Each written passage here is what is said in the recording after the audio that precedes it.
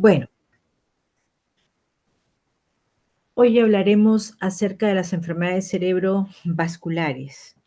Bien, cuando hablamos de enfermedades cerebrovasculares, nosotros tenemos que tener en cuenta si estamos frente a una enfermedad cerebrovascular isquémica o a una enfermedad cerebrovascular hemorrágica, ¿sí? La enfermedad cerebrovascular isquémica se va a producir como consecuencia de un inadecuado aporte sanguíneo al encéfalo y con el subsecuente inadecuado aporte de nutrientes y oxígeno a esta estructura encefálica. Mientras que la hemorragia se va a producir por una extravasación sanguínea por la ruptura de un vaso. Entonces puede ocurrir una alteración permanente o transitoria de una o varias áreas del encéfalo como consecuencia de un trastorno de la circulación cerebral. Las manifestaciones clínicas van a estar dadas por la zona de la lesión, por la zona afectada y por la extensión de esta lesión.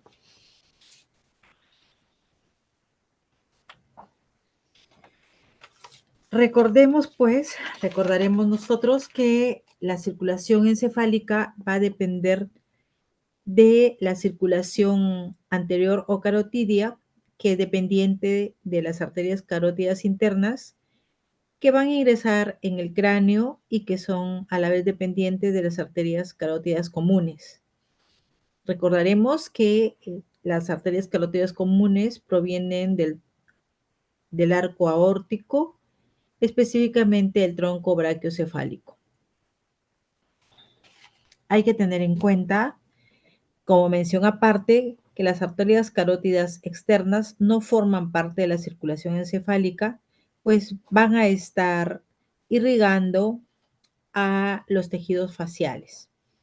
Las arterias carótidas internas se ramifican en arteria cerebral anterior y van a continuar hasta formar la arteria cerebral media, las arterias cerebrales medias en ambos lados. En la circulación posterior o vertebral, sabemos que se va a encargar de la irrigación de la fosa posterior, ¿no? Del cerebelo, el bulbo, protuberancia, el mesencéfalo y los lóbulos occipitales. Tenemos, pues, como recordaremos, dos arterias vertebrales que se van a unir y van a formar la arteria basilar, ¿no? Entonces, también, si nosotros nos remontamos a la anatomía, sabemos que las arterias vertebrales dependen de las arterias subclavias, ¿no? Las arterias subclavias se originan en el tronco brachiocefálico en el lado derecho y en el lado izquierdo se van a originar en el arco aórtico. La anastomosis de estos dos principales sistemas arteriales, carotidio más vértebro basilar, va a formar pues el conocido polígono de Willis, ¿no? Forman el circuito arterial cerebral, ¿no? El polígono de Willis. Bien, entonces cuando vamos a valorar a un paciente que sospechamos que está siendo afectado por una enfermedad cerebrovascular, lógicamente, de acuerdo a las manifestaciones clínicas que el paciente presente, nosotros vamos a tener la presunción diagnóstica de qué arteria encefálica está siendo afectada. ¿Sí? Bien. Las enfermedades cerebrovasculares pueden afectar a la población general, a cualquier grupo etario. Lógicamente, mayormente se presentan en los grupos etarios de mayor edad, ¿no? O sea, las personas de tercera edad. Pero eso no excluye que estas enfermedades puedan afectar también a personas jóvenes, a niños, a personas jóvenes, adultos jóvenes, ¿sí? Por lo tanto, se presentan en la población general.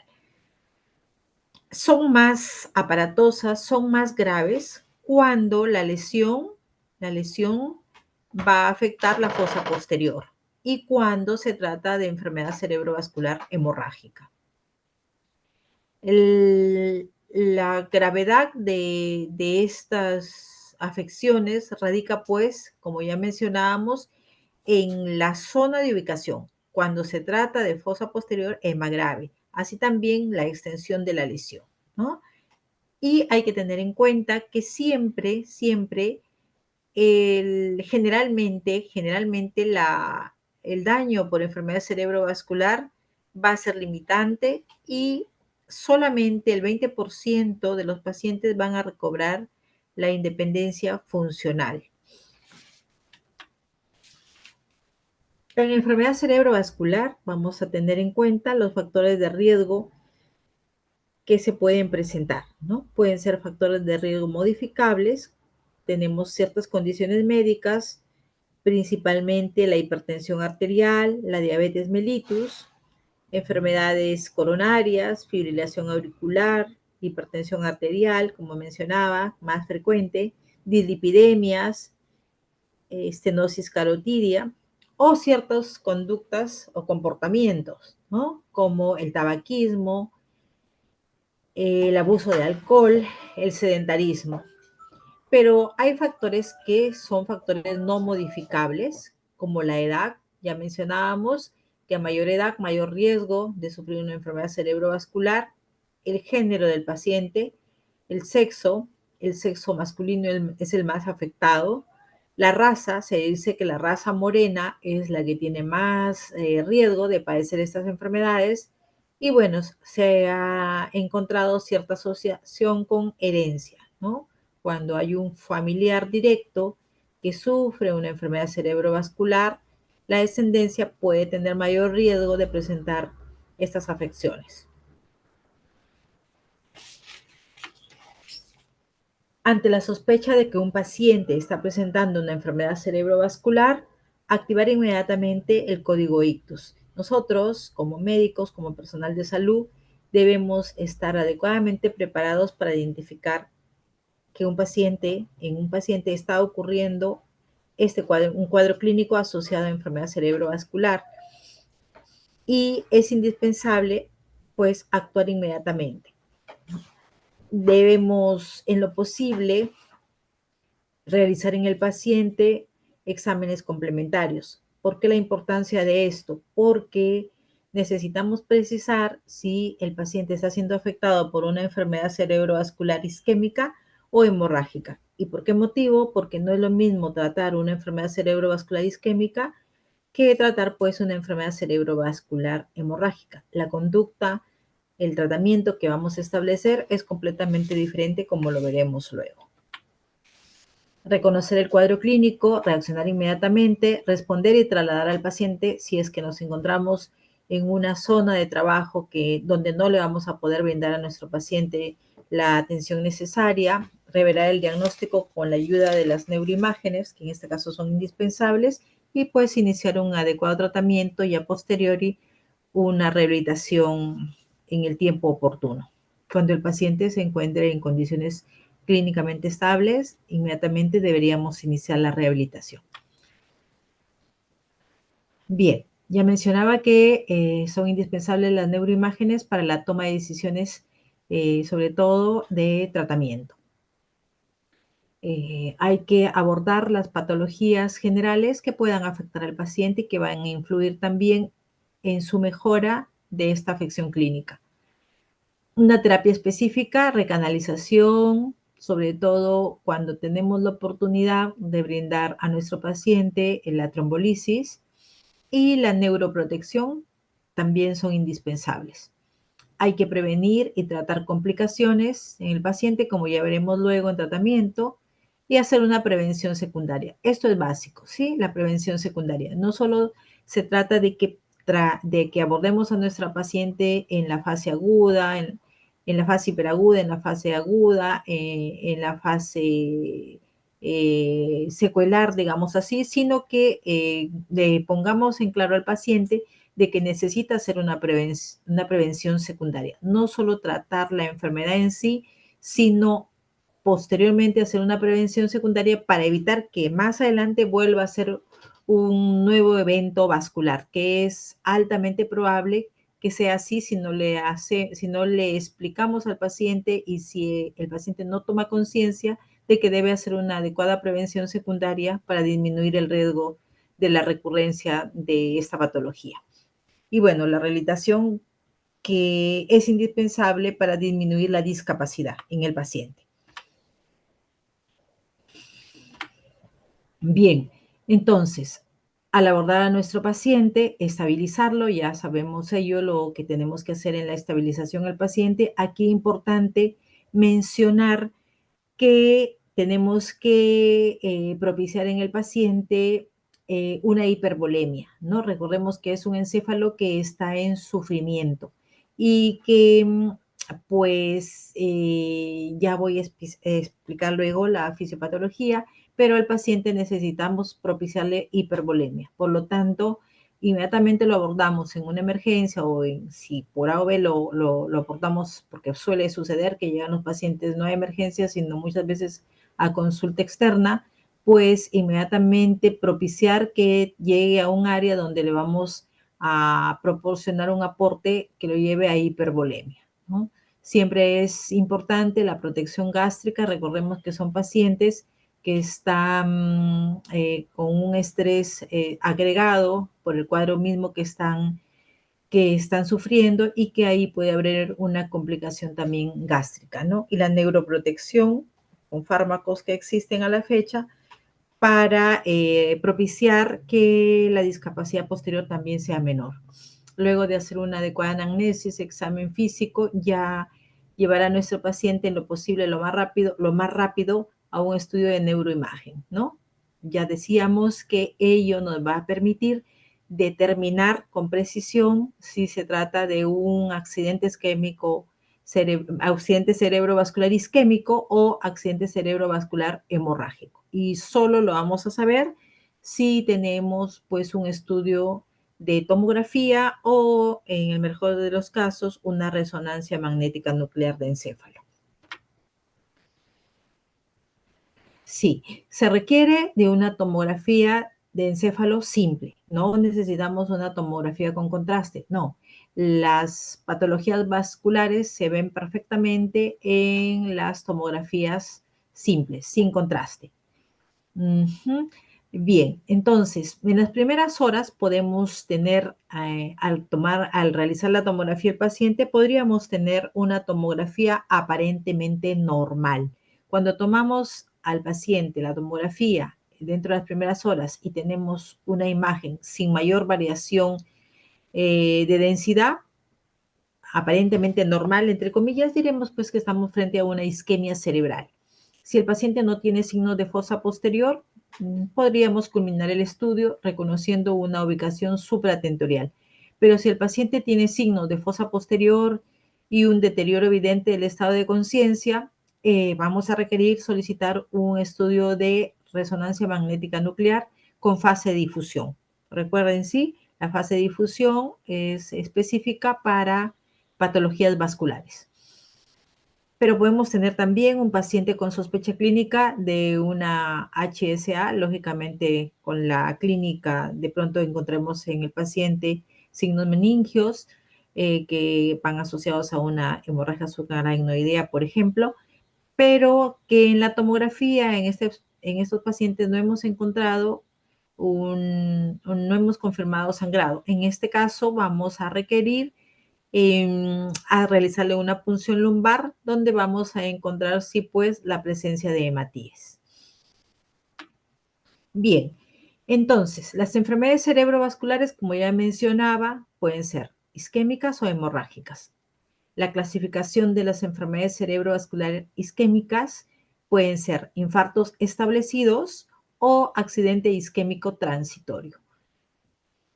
El infarto puede ser aterotrombótico o cardioembólico. Mientras que el proceso hemorrágico, los procesos hemorrágicos pueden ser intraparenquimales o subaracnoideos. Ya, nosotros hablamos de accidente isquémico transitorio según las últimas clasificaciones cuando el proceso vascular no va más allá, las manifestaciones clínicas que el paciente presente no van más allá de las 4 horas. Antes la denominación era diferente. Se extendía la denominación de accidente isquémico transitorio hasta un día de evolución de las manifestaciones clínicas, pero ahora ya ese tiempo se ha reducido. ¿Ok? Eso tenerlo en cuenta. Entonces, son solamente accidentes isquémico transitorios, son solamente manifestaciones pasajeras, digamos así, o transitorias de las manifestaciones clínicas, son de muy poca duración, ¿sí? Y luego el paciente recobra su funcionabilidad normal. E igualmente, en las neuroimágenes no hay ninguna evidencia de que hubo algún proceso vascular, ¿no? No hay ninguna evidencia de ello. La imagen, digamos, que obtengamos de este paciente va a ser completamente limpia. Bien, entonces hablábamos de que es indispensable tener las imágenes, aquí imágenes de tomografías cerebrales. Y bueno, pues hacia mi mano izquierda podemos ver una tomografía con hipodensidad característico de una isquemia cerebral, ¿sí? Lógicamente en esta imagen es una hipodensidad bastante marcada que nos indica que el proceso ya tiene ya no es agudo, ¿no? Ya no es agudo, sino ya ocurrió con regular, digamos, con regular tiempo, ya tiene regular tiempo de ocurrencia. Y hacia mi mano derecha podemos ver, ahí observamos un área de hiperdensidad, ¿no? Ahí pueden ustedes observar hacia el ventrículo lateral derecho vamos a evidenciar ahí un área de hiperdensidad. Hiperdensidad característico de sangrado, un área blanquecina brillante característico de una hemorragia. Una hemorragia, en este caso, periventricular derecha, anterior.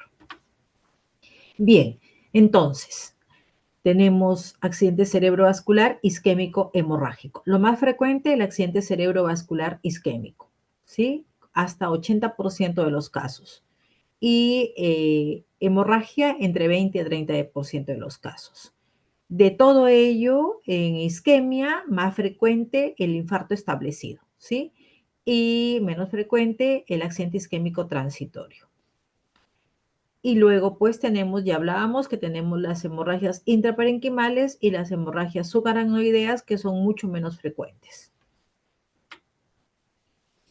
Bien, isquemia cerebral, ictus, stroke. Corresponden al 80% de las enfermedades cerebrovasculares, una de las principales causas de muerte e incapacidad en el mundo, sobre todo bueno, que llegan a un desenlace fatal cuando se trata de infartos malignos, o sea, grandes infartos que ocupan grandes territorios vasculares. Y la tercera parte de los pacientes fallecen en fase aguda. Aún ocurre eso por diferentes complicaciones, digamos así, o intercurrencias o patologías concomitantes. La mitad, un poco más de los que sobreviven, quedan con secuelas discapacitantes. Sobre todo también, pues si se trata de grandes áreas de infarto o también porque son pacientes que no tuvieron un abordaje dentro de las primeras horas de ocurrido el evento y que lógicamente si tardamos en abordar al paciente, la discapacidad va a ser mayor. Allí vamos a tener en cuenta la ventana terapéutica que luego explicaré, que de 4 horas se dice, está establecido que si el paciente lo abordamos más tempranamente, idealmente entre las primeras 4 horas, la discapacidad posterior va a ser mucho menor. Y algunos casos, pues lógicamente no va a haber discapacidad, si nuestro actuar es lo más rápido posible. Bien, ¿qué ocurre en isquemia cerebral? Sabemos que el flujo sanguíneo cerebral normal es de 50 a 60 mililitros por 100 gramos de tejido cerebral. Pero, ¿qué sucede cuando el aporte es inadecuado? ¿Sí? El aporte es inadecuado, hay un vaso, hay una arteria cerebral que se obstruye, que un trombo lleva a esta condición o que un émbolo es el causante. Entonces, ¿qué va a ocurrir en este territorio, dependiente de determinada arteria afectada? Va a ocurrir el proceso de oligoemia, ¿sí? ¿Cuándo consideramos oligoemia? Cuando el flujo sanguíneo cerebral disminuye a 35 mililitros por 100 gramos de tejido cerebral. Pero puede ser que el flujo sanguíneo cerebral llegue a ser tan bajo que ya se va a propiciar una muerte celular, una apoptosis. Esto va a ocurrir cuando el flujo sanguíneo cerebral desciende a 10 mililitros por 100 gramos de tejido cerebral. En ese caso, vamos a tener un centro necrótico, ¿sí? Un centro necrótico, un punto medio, un centro necrótico, aquí, ¿sí? El flujo sanguíneo cerebral va a ser tan bajo que ya pues ocurre la apoptosis. Pero alrededor de este centro necrótico, alrededor de este core, va a haber un área de penumbra, ¿sí? Aquí en la imagen lo podemos observar de color celeste, ese es el área de penumbra. En el área de penumbra, el flujo sanguíneo cerebral se considera que es en promedio 20 mililitros por 100 gramos de tejido cerebral. ¿Sí? Ese área de penumbra está en riesgo de necrosarse, ¿sí? Por lo tanto, nuevamente, nosotros tenemos que actuar rápidamente para impedir que este área de penumbra se necrose, ¿sí? Y lógicamente, alrededor de ese área de penumbra ya viene tejido con oligoemia, ¿no? 35 mililitros por 100 gramos de tejido cerebral, ¿ok? Eso es lo que ocurre en isquemia.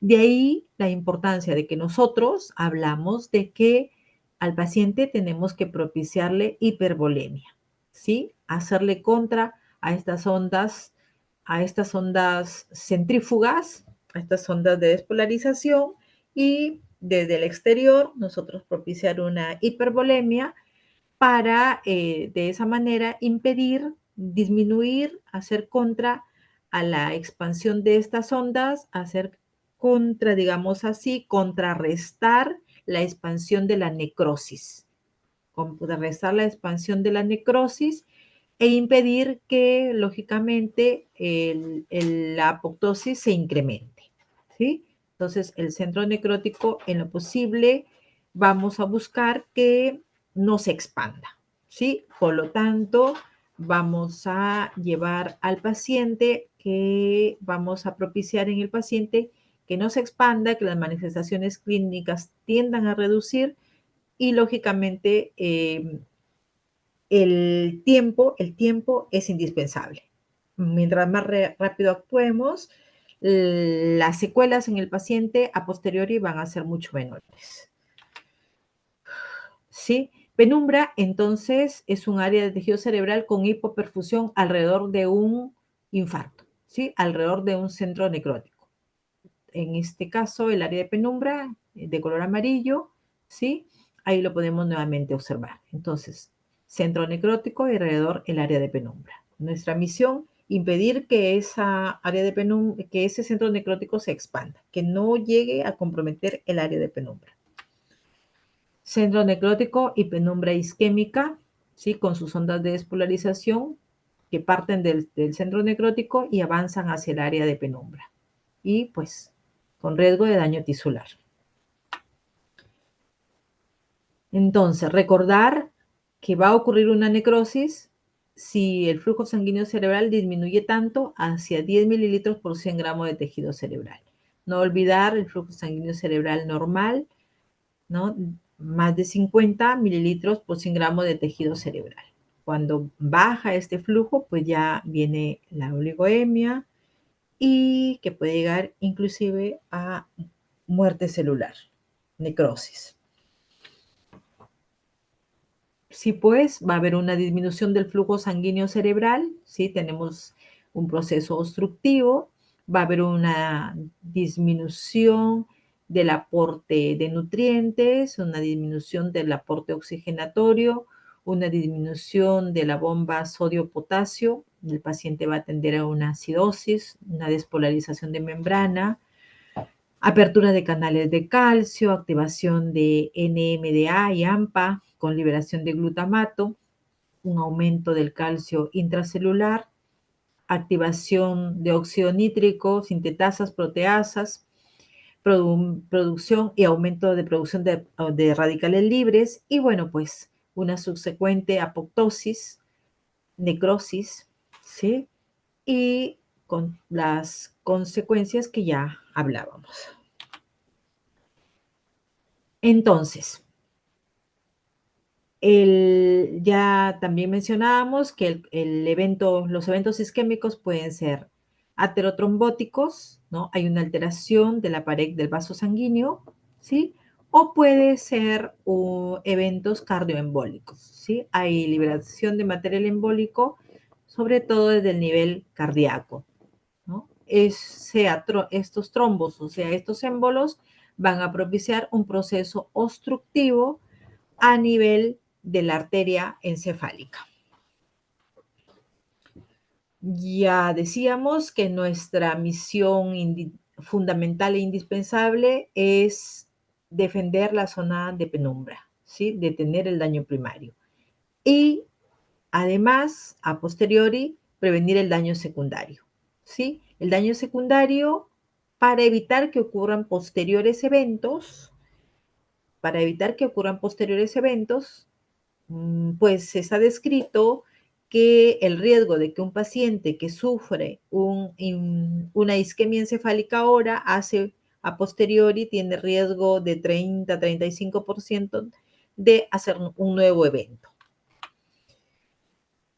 Bien, ya decíamos que en la isquemia cerebral lo que vamos a encontrar son áreas de hipodensidad en la tomografía. Pero esas áreas de hipodensidad van a ser evidentes hacia las 24 horas de iniciado el evento. Pero en las primeras horas también hay cambios mínimos que poco a poco vamos a ir adquiriendo experiencia en identificarlos, ¿sí? Pero ¿qué ocurre? Puede haber al inicio puede haber una hiperdensidad, un aumento de la densidad de la arteria cerebral media en la imagen de tomografía. ¿Sí? Como ahí podemos observar en esta imagen, ¿no? Luego podremos tener también una hipodensidad en los núcleos de la base, ¿sí? Aquí la podemos observar hacia mi mano izquierda en la parte inferior, ¿no? Hay una hipodensidad de los núcleos de la base. Sobre todo, bueno, en los núcleos de la base, núcleos basales, ¿no? Ahora, también se va a presentar una pérdida de la diferenciación entre la sustancia gris y la sustancia blanca a nivel de la región insular. Hay una hipodensidad en la corteza y en la sustancia blanca subcortical, ¿no? Hacia la zona más cortical, como aquí lo podemos ver en la imagen central, ¿no? Ahí podemos evidenciar una área de hipodensidad, ¿no? Y va a haber una pérdida de la evidencia de los surcos que sugiere un efecto de masa incipiente y edema. Y progresivamente ya vamos a poder evidenciar una bien diferenciada zona de hipodensidad que nos traduce la afección isquémica en el paciente. Bien, ahí tenemos, sí, la hiperdensidad de la arteria cerebral media, el borramiento de los núcleos basales. Hacia las 24 horas ya vamos a poder diferenciar también una pérdida del ribete insular y luego claramente vamos a observar la hipodensidad, aquí por ejemplo, en este territorio vascular afectado, ¿no? Hacia el lado derecho de la tomografía. ¿Sí? Conforme pasa el tiempo, la zona de hipodensidad se va haciendo más marcada y hasta llegar finalmente ya en un estadio secuelar a convertirse en una zona de encefalomalacia. Una zona de encefalomalacia hacia mi lado, hacia mi mano derecha. Y ahí tenemos, ¿no? Una zona ya que se torna hasta de un color oscuro, ¿no? Ya casi negro, ya eso es una zona de encefalomalacia, ¿no? Bien. Bueno, la resonancia magnética también es necesaria que la podamos realizar en pacientes que son afectados por una enfermedad cerebrovascular isquémica. Pero ¿en qué pacientes resulta indispensable? En aquellos pacientes en los cuales sospechamos un ictus de fosa posterior. Recordemos que la tomografía no nos aporta adecuadas imágenes de la fosa posterior. Entonces, en ese caso, sí vamos a requerir de una resonancia magnética, ¿sí? Bien, ya. Y recuerden también que se requiere de una resonancia magnética nuclear en lo posible con fase de difusión. La fase de difusión es la que permite detectar zonas de isquemia eh, hiper recientes, diría yo, ¿no? La sensibilidad es alta, ¿no? Inclusive hasta de 100%, ¿no? Y la especificidad de 95 a 100% de estas secuencias de resonancia magnética nuclear con difusión. Bien, las manifestaciones clínicas que presente el paciente, como en toda patología neurológica encefálica, van a depender de la zona de la lesión y de la extensión de la lesión, ¿sí? No es lo mismo, lógicamente, que tenga una afección del sistema vértebro-basilar a que tenga un daño a nivel de la circulación carotidia, ¿no? Em, pues, por ejemplo, si yo tengo a un paciente, tengo un paciente, por ejemplo, si mi paciente tiene una hemiplegia derecha, asociado a una fascia motora expresiva o de Broca, pues la lesión se encontrará ustedes ya deben estar pensando, ¿sí? Decía de que si tengo un paciente con una hemiplegia derecha asociado a una fascia motora, pues yo tengo que hacer inmediatamente mi análisis para poder determinar dónde está la lesión, ¿no? En ese caso, lógicamente la lesión va a ser contralateral, ¿no? Entonces ahí ya, yo tengo un cuadro motor, de daño motor, un síndrome motor deficitario y mencionaba que se asocia a un cuadro afásico, ¿no? Un síndrome afásico.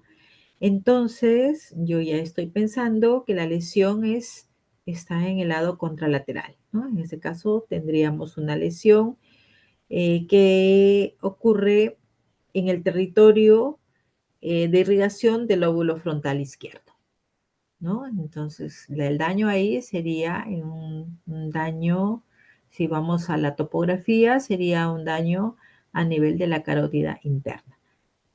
Pero tenemos que ser más finos y decir pues específicamente dónde está la lesión, en qué arteria yo estoy determinando que está la lesión, ¿no? Entonces, de esa forma, pues voy a precisar el diagnóstico, ¿no? Ya seguramente se han podido, bueno, ya han identificado ustedes que en neurología nosotros hacemos 4 ítems diagnósticos, ¿no? Un diagnóstico sindrómico, un diagnóstico topográfico, un diagnóstico etiológico y un diagnóstico nosológico, ¿no? Entonces, en este caso, también en la patología vascular, nosotros vamos a tener 4 ítems diagnósticos que finalmente nos va a dar el diagnóstico nosológico de la afección del paciente. Bien, entonces, dicho eso, pues si tengo un daño a nivel de la arteria cerebral anterior, puedo tener un paciente con incontinencia, puedo tener un paciente con una hemiplegia contralateral, puedo tener un paciente con un trastorno de funciones superiores, por ejemplo, abúlico, con una fascia de expresión, una fascia de Broca. Puedo tener un paciente dispráxico, pero si tengo un paciente con un daño en arteria cerebral media, de pronto presenta una hemiparesia contralateral, una hemianoxia contralateral, una fascia global, una negligencia espacial, una desviación oculocefálica,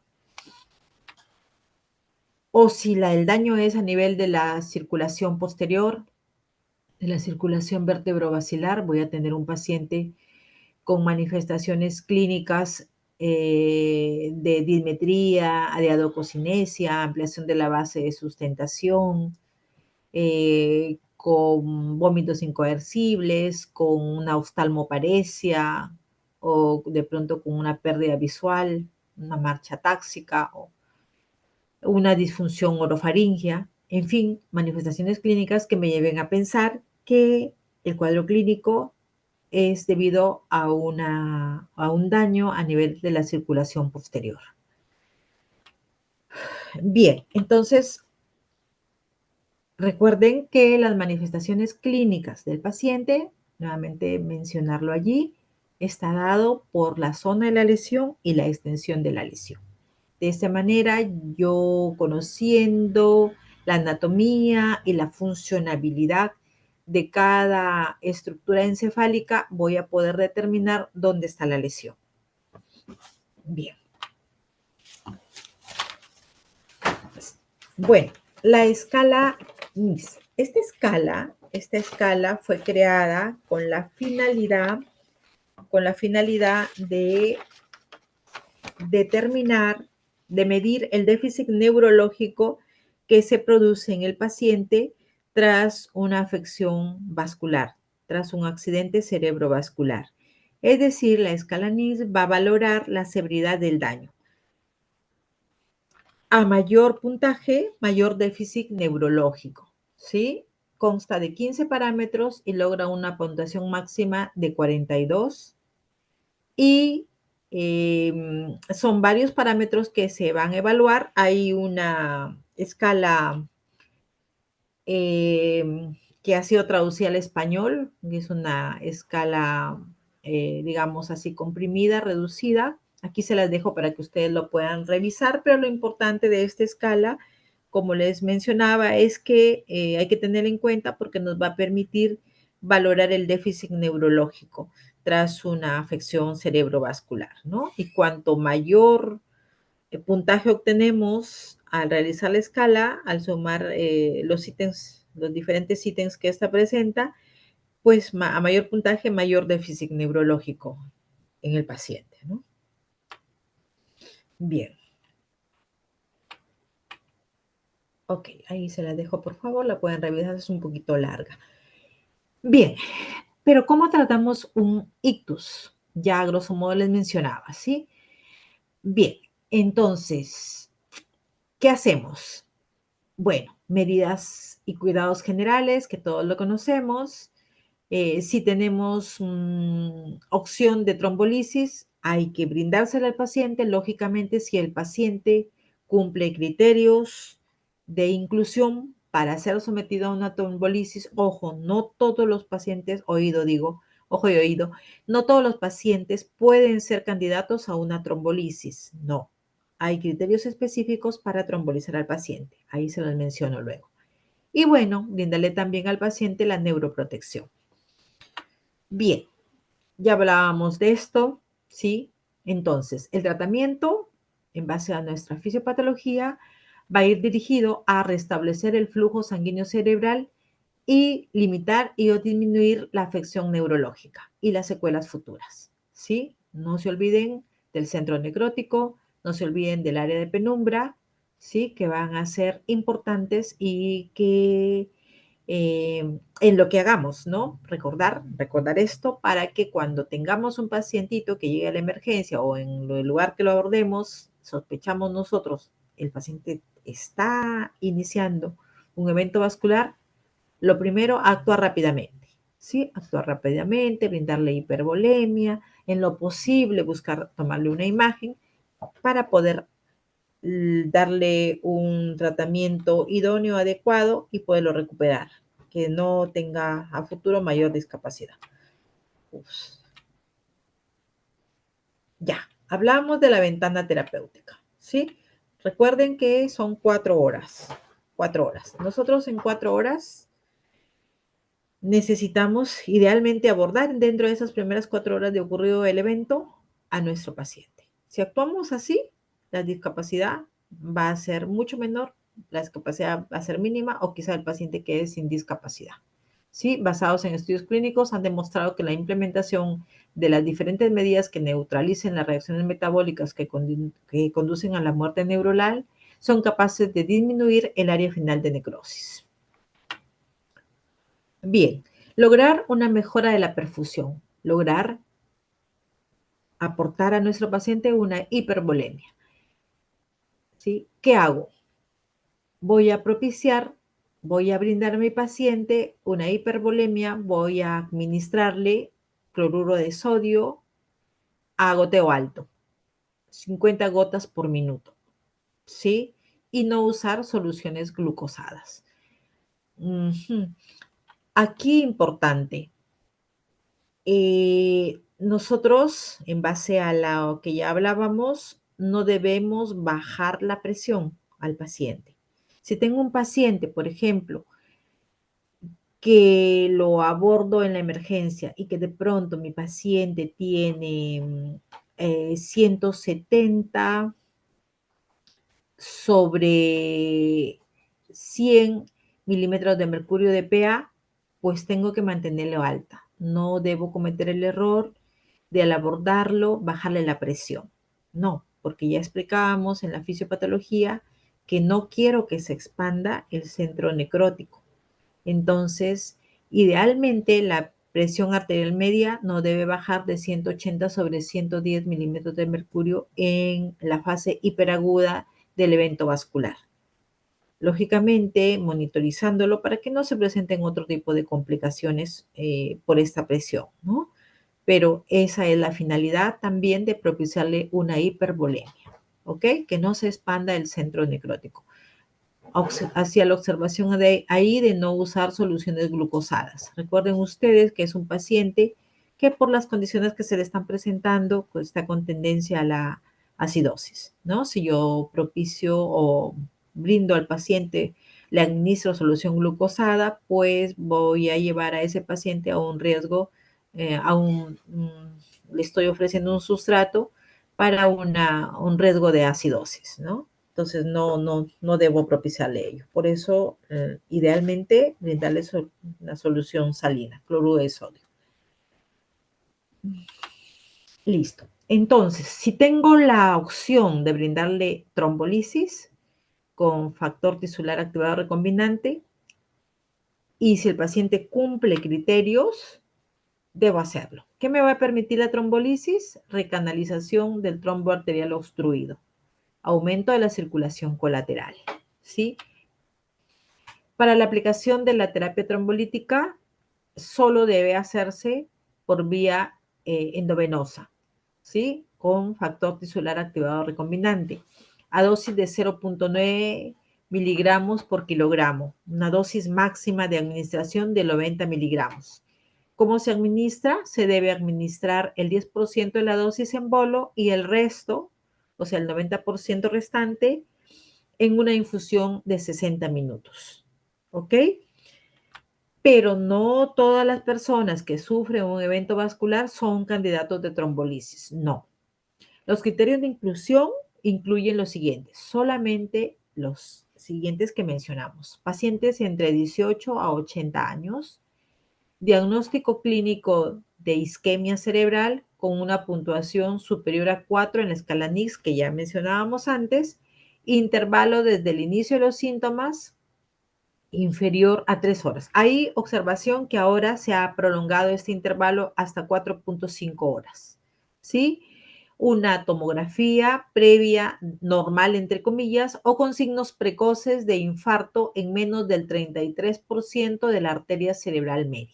Ojo, entonces, que los infartos malignos no pueden ser trombolizados. ¿Ok? Bien. Hay otros criterios que también deben ser considerados, como que el paciente no ha tenido un traumatismo encefalocraneano reciente, que el paciente no tiene coagulopatías, que mujeres gestantes tampoco se están incluidas dentro de, también están incluidos dentro de los criterios de exclusión, ¿ok? Son datos puntuales que tenemos que tener en cuenta para evitar, pues, iatrogenias, ¿no? Hay que también tener en consideración que no se le debe administrar la trombolisis a pacientes con trastornos de coagulación. ¿Y por qué se consideran criterios específicos para inclusión o exclusión? Porque uno de los principales riesgos de trombolisis es la transformación hemorrágica, ¿sí? Sucede que muchas veces, si no nos ajustamos a los criterios de inclusión o exclusión, pues hay un alto porcentaje de pacientes que ingresan por un cuadro isquémico, pero por mala selección de los criterios, digamos que no los evaluamos bien, podrían hacer una conversión hemorrágica y a veces con desenlaces fatales. Bien, pero si no, eh, no tengo la opción de brindarle a mi paciente la trombolisis o no es candidato para ello, ¿qué otras alternativas de tratamiento tengo? Tengo la antiagregación plaquetaria, ¿sí? La antiagregación plaquetaria en fase aguda se brinda con el ácido acetil salicílico, puede llegarse hasta dosis de 325 miligramos de ASA, ¿sí? Y luego continuar con una dosis de mantenimiento de 100 miligramos, ¿sí? También puedo antiagregar al paciente con clopidogrel a dosis de 75 miligramos. Hay corrientes que asocian el uso de ASA más clopidogrel, pero se ha demostrado que no produce beneficio clínico en pacientes de alto riesgo. ¿Ok? El uso de ASA solo o de clopidogrel solo está bastante aceptado. ¿Sí? Hay corrientes que usan ambos, pero el riesgo de también de transformación hemorrágica es alto, ¿sí? Entonces, hay esas tres opciones, o ácido acetilsalicílico más clopidogrel, ácido acetilsalicílico solo o clopidogrel solo. ¿Y qué va a propiciar la antiagregación? Disminuye el daño cerebral causado por la isquemia y disminuye la recurrencia de ictus, ¿sí? Ahí les hablaba de la prevención secundaria. La prevención secundaria la vamos a realizar en pacientes no cardiópatas, sobre todo con ASA o clopidogrel, Esto se realiza de acuerdo a las condiciones del paciente de por vida. A mencionar que los pacientes que tienen daño o padecen una fibrilación auricular, pacientes con fibrilación auricular, en esos casos se prefiere el uso de anticoagulante, ¿sí? Ahora tenemos anticoagulantes más seguros. Antes solamente contábamos con warfarina, que era un poco difícil, bueno, no difícil, sino para el paciente un poco incómodo porque se requería que frecuentemente se haga su control de INR, ¿no? Y lo que a veces a los pacientes, pues no se fidelizaban mucho con el uso de warfarina por ese motivo, ¿no? Pero ahora tenemos los famosos AVAN, ¿no? Todo lo que termina en AVAN, Rivaroxaban, Ateloxaban. Hay varios, en Perú tenemos Rivaroxaban, tenemos otros también anticoagulantes que van muy bien en pacientes fibriladores, ¿sí? Entonces, recordar allí, ¿no? En pacientes con fibrilación auricular se prefiere el uso de anticoagulantes, ¿sí? Bien. Bueno, la terapia física, eh, an- es necesaria, ¿no? Pero en los pacientes anticoagulados también, no se les debe dejar estáticos, ¿no? Porque por el riesgo de que puedan, pues, hacer algún proceso un proceso hemorrágico, ¿no? Bien, ahora hablábamos de la neuroprotección. Nosotros tenemos fármacos que van a ayudarnos en la neuroprotección y podemos utilizar la citicolina. La citicolina, cuyo uso está bastante aceptado, los estudios así lo refieren, que hasta las 6 semanas es necesario su utilización. Es un estabilizador de membrana neuronal que se usa a dosis altas hasta las 6 semanas de ocurrido el evento, hasta 2 gramos diarios. ¿Sí?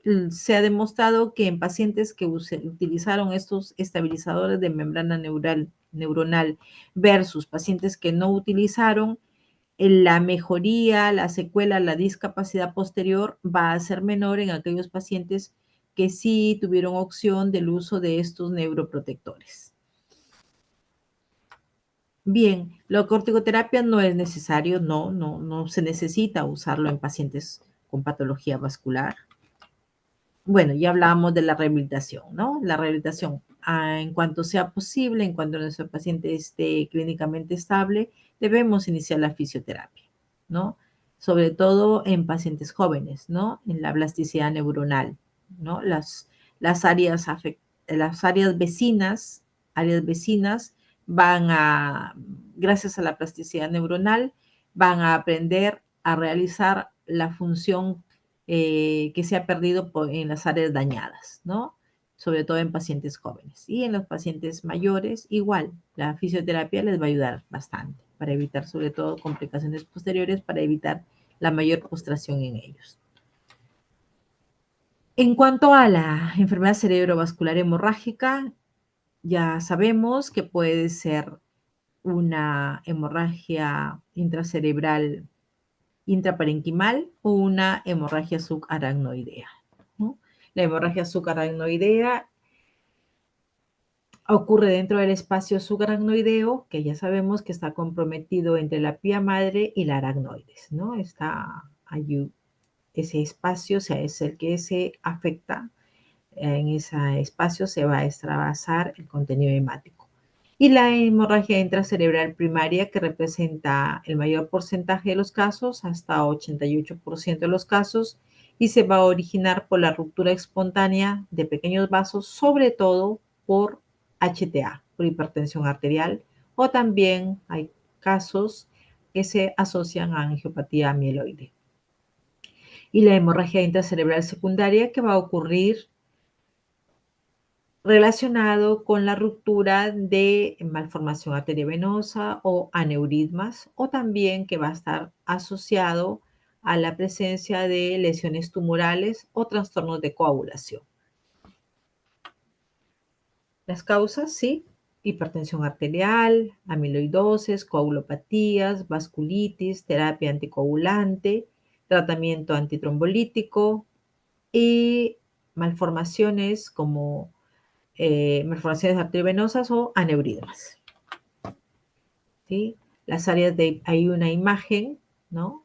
Con hiperdensidad relacionado, que nos, relacionado con un accidente cerebrovascular hemorrágico, ¿sí? Recuerden ustedes que cuando un paciente sufre un daño cerebrovascular hemorrágico, cuando nosotros tomamos una imagen, inmediatamente ocurrió el evento, inmediatamente lo vamos a poder evidenciar como una área de hiperdensidad. No así, como ya mencionábamos en la isquemia, que la isquemia se va a traducir, se va a evidenciar muy bien unas horas después de ocurrir el evento. Al inicio en la isquemia solo hay cambios mínimos, como ya mencionábamos, y conforme transcurren las horas, la isquemia es más perceptible. No así como en este caso, en el ACV hemorrágico, el área de hiperdensidad asociado a sangrado es perceptible, es visible desde el primer momento de ocurrir el evento. Bien, para hemorragia subaracnoidea, la escala de Hansen-Hens que nos va a graduar, el daño, ¿sí? Desde un grado 1 hasta un grado 5. Grado 1, ausencia de síntomas, cefalea leve o rigidez de nuca, ¿sí? Y en el grado 5, si un paciente ya en un estado de gravedad, coma, rigidez de descerebración, ¿sí? Y la escala de Fischer para las imágenes, grado 1, sin sangre detectable, y grado 4, presencia de sangre intraparenquimal o intraventricular. Bien. En sangrado cerebral, en ACV hemorrágico, el uso de manitol, indispensable para disminuir la expansión del edema, para tratar el edema. Manitol 0.25 a 0.5 miligramos por kilogramo de peso en bolos endovenoso cada 6 horas sin pasar de 2 gramos por kilogramo de peso. ¿Sí? Es muchas veces vamos a tener que recurrir a la craniotomía descompresiva. Sí, pero hay que valorar el riesgo también, riesgo-beneficio, ¿no? No todos los pacientitos que tienen un sangrado cerebral se les va a realizar una craniotomía descompresiva. Lógicamente que no, ¿no? En estos pacientes, el uso de nimodipino a dosis de 60 miligramos cada 4 horas es necesario en pacientes con HSA. La única patología encefálica que está indicado, en la cual está indicado el uso de nimodipino es en la hemorragia subaracnoidea. ¿Sí? ¿Y qué va a propiciar? Va a disminuir el riesgo de la vasoplegia que va a ocurrir en estos pacientes. ¿Sí? Entonces, muchas veces vemos que se usa el nimodipino para varias patologías encefálicas, pero realmente no está fundamentado pues su uso. Pero en hemorragias subaracnoidea, su uso es indispensable. Y bueno, la protección neuronal, que ya hablábamos, los estabilizadores de membrana neuronal, ¿sí? Candidatos a cirugía, pacientes con hemorragia de fosa posterior, ¿sí? Bulbo, protuberancia, mesencéfalo, hemorragia cerebelosa, pacientes con malformaciones de fácil abordaje y buen pronóstico, hemorragias de fosa posterior, cerebelosas mayores de 3 centímetros cúbicos, con deterioro neurológico rápido o hidrocefalia, pacientes jóvenes con hemorragia lobar extensa que produzca deterioro neurológico, ¿sí? Vamos a descomprimir el encéfalo, ¿sí? mediante la craniotomía. Y bueno, complicaciones neurológicas en estos pacientitos que sufren un accidente cerebrovascular, ¿sí? Complicaciones neurológicas y, inmediatas o mediatas prontas, el edema cerebral o hipertensión endocraniana que se forma alrededor sobre todo de los procesos hemorrágicos o de los infartos malignos, ¿sí? La hidrocefalia también, ¿sí? Secundaria a estos procesos, la presencia de convulsiones secundarias y complicaciones no neurológicas, ¿no? Hay que tener en cuenta el riesgo de aspiración, ¿sí? La movilización del paciente para evitar la trombosis venosa, las úlceras de decúbito, ¿sí? Las úlceras de presión eh, que se van formando poco a poco si no hay una adecuada movilización del paciente. Tener en cuenta que son pacientitos que están postrados y que van a tener alto riesgo de hacer procesos respiratorios, neumonía sobre todo, bueno, pues por gérmenes intrahospitalarios, hay que tener bastante cuidado en ello. Las infecciones urinarias, bueno, la embolia pulmonar también. Y bueno, me daba cuenta de que no he mencionado en los procesos isquémicos el uso de las estatinas, ¿sí? Además del uso de antiagregantes o los fármacos que nosotros elijamos en nuestro paciente, sea un ASA, sea clopidogrel, nosotros debemos utilizar también los antiagregantes, las estatinas, tenemos pues la rosuvastatina, la atorvastatina, y ¿qué me van a propiciar en el paciente que tiene un evento isquémico? Voy a disminuir el proceso inflamatorio a nivel del endotelio, sin mencionar que a diferencia del caso de los antiagregantes, que ya mencionaba que generalmente es de por vida su uso, salvo algunas complicaciones que a veces se presentan y que vamos a tener que suspender la administración, o de los anticoagulantes también. Pero en el caso de las estatinas, el uso sí se limita, porque el uso crónico de estatinas, si bien lo vamos a necesitar para la fase inmediata o mediata luego de ocurrir el evento, pero no lo debo prolongar más allá de 6 meses. Antes lo dejábamos también como un uso de forma crónica para prevención secundaria, pero ahora no. Las últimas guías sugieren de que el uso de estatinas no vaya más allá de los 4 o hasta 6 meses, ¿sí? Por los efectos secundarios o efectos adversos que se pueden producir como consecuencia de su uso. ¿Ya? Eso tenerlo en cuenta también. Se había olvidado ahí mencionarlo. Bien, doctores, disculpen por el extenso de la exposición. No sé si tienen ustedes alguna pregunta.